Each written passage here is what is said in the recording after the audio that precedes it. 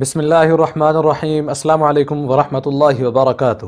محترم ناظرین، امیر شریعت سید عطاء اللہ شاہ بخاری رحمۃ اللہ علیہ ایک عالم با عمل، بے باک و نڈر اور محبت رسول صلی اللہ علیہ وسلم کی دولت سے مالا مال ایک خوبصورت شخصیت کے مالک تھے۔ شاہ جی بلا شبہ بر صغیر پاک و ہند کے سب سے بڑے خطیب تھے۔ ان کی پوری زندگی تحفظ سے ختم نبوت میں گزری۔ اس مقدس مشن کی خاطر بقول خود ان کی آدھی زندگی جیل میں اور آدھی ریل میں گزری۔ محترم ناظرین، قدرت نے آپ کو خطابت کا بے پناہ ملکہ و دید کر رکھا تھا۔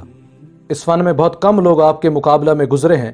اردو فارسی کے ہزاروں اشعار یاد تھے، خود بھی شاعر تھے اور ندیم تخلص کرتے تھے۔ ان کی زیادہ تر شاعری فارسی میں سواطع الالہام کے نام سے شائع ہو چکی ہے۔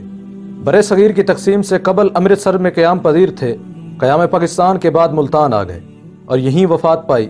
محترم ناظرین، شاہ جی رحمۃ اللہ علیہ کا سلسلہ نسب 39ویں پشت میں حضرت امام حسن رضی اللہ تعالی عنہ سے ملتا ہے۔ محترم ناظرین، اس خاندان کے ایک بزرگ سید عبدالغفار بخاری اپنے والد ماجد سید محمد شاہ بخاری کے ہمراہ بخارا سے کشمیر میں وارد ہوئے۔ اس وقت کشمیر میں مسلمانوں کی فرما روائی تھی۔ اپنے علم اور تدبر کی بدولت سید عبدالغفار شاہ بخاری درس و قضاء کے عہدہ پر فیض ہو گئے اور بڑا نام پایا۔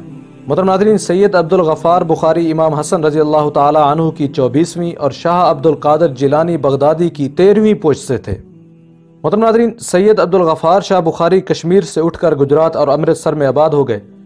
محترم ناظرین، شاہ جی یکم ربیع الاول 1310 ہجری 1891 عیسوی کی چاند رات کو پٹنہ میں پیدا ہوئے۔ 4 برس کے تھے کہ والدہ کا سایہ سر سے اٹھ گیا۔ محترم ناظرین، شاہ جی کے والد نے امیر شریعت کو 9 برس کی عمر تک خود ہی پالا پوسا اور خواجہ عنبر کی مسجد میں اپنے ساتھ سلاتے رہے۔ پھر جب شاہ صاحب رحمۃ اللہ علیہ 10 سال کے ہوئے تو ان کے ابا جی نے پنجاب آ کر دوسری شادی کی اور تھوڑا عرصہ بعد واپس پٹنہ چلے گئے۔ محترم ناظرین، شاہ جی کسی بھی روایتی مدرسہ کے فارغ التحصیل نہ تھے۔ وہ ان لوگوں میں سے تھے جو مادرانہ ابکری ہوتے ہیں اور جن کی تربیت اللہ کرتا ہے۔ محترم ناظرین، اس زمانہ میں ایک خاص عمر تک شرفاء کے بچے گھروں میں ہی تعلیم حاصل کرتے تھے۔ شاہ جی کا ادبی ذوق ننیحال ہی کی مجالس میں نکھرا تھا۔ فرماتے ماموں اور ہم بیٹھ جاتے، گئی رات تک بیت بازی ہوتی۔ فارسی کتابیں ننیحال ہی میں پڑھیں۔ خواجہ عنبر کی مسجد میں ایک قاری صاحب تھے، ان سے ابتدائی کتابیں پڑھیں۔ جب پنجاب آئے تو گھر سے نزدیک موضع راجو والی میں قاضی عطا محمد کے ہاں پڑھنے جاتے۔ 1914 میں امرتسر کی سکونت اختیار کی تو وہاں حضرت مولانا نور احمد سے تفسیر قرآن پڑھی، مولانا غلام مصطفیٰ قاسمی سے فقہ اور حضرت مفتی محمد حسن سے حدیث مسلم پڑھتے رہے۔ حضرت مولانا حبیب الرحمن مکی سے بھی استفادہ کیا۔ محترم ناظرین، قرآن پاک اپنے والد محترم سے حفظ کیا۔ ان کے والد صاحب ان کو 2 یا 3 بجے رات کے جگا دیتے، 2 سپارے منزل سنتے اور پھر سلا دیتے۔ پھر نماز فجر کے لیے اٹھاتے، نماز پڑھنے کے بعد پھر سبق ہوتا۔ محترم ناظرین، خلیفہ عبد المجید ترکی کی سلطان کی اولاد اتالیق کویت کے ایک قاری سید محمد عمر عاصم کسی وجہ سے سلطان کی ناراضگی کا شکار ہو کر ہندوستان آ گئے، پٹنہ میں قیام کیا اور خواجہ عنبر کی مسجد میں قرآن پاک پڑھانے لگے۔ غضب کے خوشحال تھے، تلاوت کرتے تو مسجد کے دروازوں پر مسلمانوں کے علاوہ ہندوؤں کی بھیڑ لگ جاتی، یہاں تک کہ ہندو دیویاں ان سے دم کراتی۔ سارے شہر میں ان کا چرچا ہو گیا۔ محترم ناظرین، شاہ جی اس وقت عمر کے ابتدائی سفر میں تھے۔ ایک دن شاہ جی ان کی نقل اتار رہے تھے، ان کی نگاہ میں آ گئے۔ وہ بہت خوش ہوئے اور شاہ جی کو فن قرات سکھانے کے لیے اپنی نگرانی میں لے لیا۔ نتیجتاً شاہ جی اس باب میں یکتا ہو گئے۔ محترم ناظرین، قاری محمد عاصم کچھ عرصہ بعد واپس کویت لوٹ گئے۔ ایک زمانہ میں امرتسر کے ایک قاری کویت گئے تو ان سے شاہ جی کے قاری صاحب سے ملاقات ہوئی۔ قاری صاحب نے ان سے سوال کیا، ایک نوجوان سید عطاء اللہ شاہ بخاری مجھ سے پڑھا کرتا تھا، اس سے واقف ہو؟ مولوی صاحب نے بتایا کہ وہ اب ملک گیر شہرت کے مالک ہیں، پورا ہندوستان ان کا شیدائی ہے۔ قاری صاحب بہت خوش ہوئے۔ محترم ناظرین، شاہ جی فرماتے تھے کہ نانی مرحومہ سے اردو بول چال میں صحت پیدا کی۔ اس وقت ادبی شہرت کا آغاز تھا۔ وہ زبان اور محاورہ کی سند اور تحقیق کے لیے اکثر نانی ماں سے مشورہ کرتے اور مستفید ہوتے تھے۔ فرماتے اول عمر میں مجھے پتنگے اور کبوتر اڑانے کا بہت شوق تھا، لیکن ابا جان سے چھپ کر، فرماتے ابا جی ادھر ادھر جاتے تو ماموں جان سے مل کر کوٹھے پر پتنگے لڑاتا۔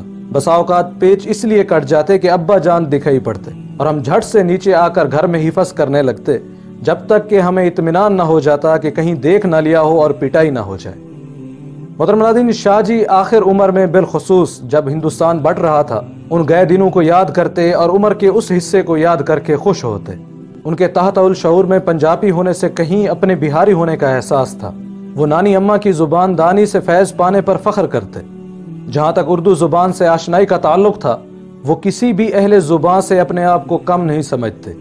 اپنی زبان کے بارے میں خیال تھا کہ مستند ہے میرا فرمایا ہوا۔ محترم ناظرین، اور یہ غلط بھی نہ تھا۔ محترم ناظرین، شاہ جی میں گدی نشینوں کی سی انسان آزاری بالکل نہ تھی، البتہ ان میں اپنے سید ہونے پر جائز فخر تھا اور اکثر اس فخر و شرف کا تذکرہ کرتے۔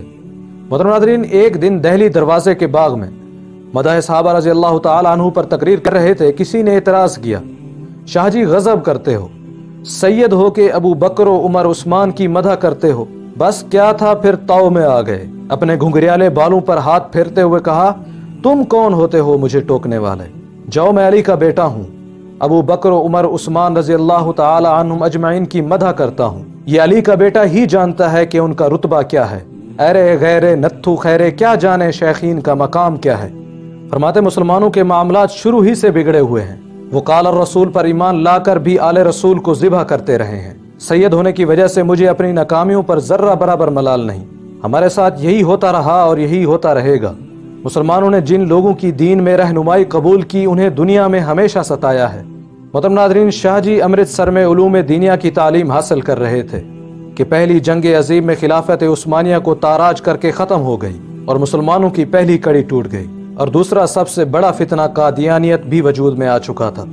محترم ناظرین، قدرت نے ہر فرعون کے پاس ایک موسیٰ کو ضرور بھیجا ہے۔ اب تک آپ نے جانا سید عطا اللہ شاہ بخاری رحمۃ اللہ علیہ کا بچپن۔ آگے ہم آپ کو بتائیں گے کہ کیسے سید عطا اللہ شاہ بخاری سے امیر شریعت بنے، ان کی زندگی آدھی جیل میں اور آدھی ریل میں کیسے گزری، اور ایسی کیا وجہ تھی کہ حضرت محمد مصطفیٰ صلی اللہ علیہ وسلم نے ایک ہستی کو خواب میں آ کر کہا، سید عطا اللہ شاہ بخاری رحمۃ اللہ علیہ کو میرا سلام اور پیغام پہنچا دو۔ محترم ناظرین، یہ بھی اور بھی بہت کچھ بتائیں گے آپ کو بخاری کون تھا پارٹ 2 میں۔ دعا کرتے ہیں کہ سید عطا اللہ شاہ بخاری رحمۃ اللہ علیہ کی قبر مبارک پر کروڑوں رحمتیں خاص نازل فرمائے۔ امید کرتے ہیں یہ ویڈیو آپ کو علم اضافے کا سبب بنی ہوگی۔ اگر یہ ویڈیو آپ کو اچھی لگی تو اسے لائک کریں اور شیئر بھی کر دیں۔ ملتے ہیں ایک نئی ویڈیو کے ساتھ، تب تک کے لیے اجازت دیں۔ السلام علیکم ورحمۃ اللہ وبرکاتہ۔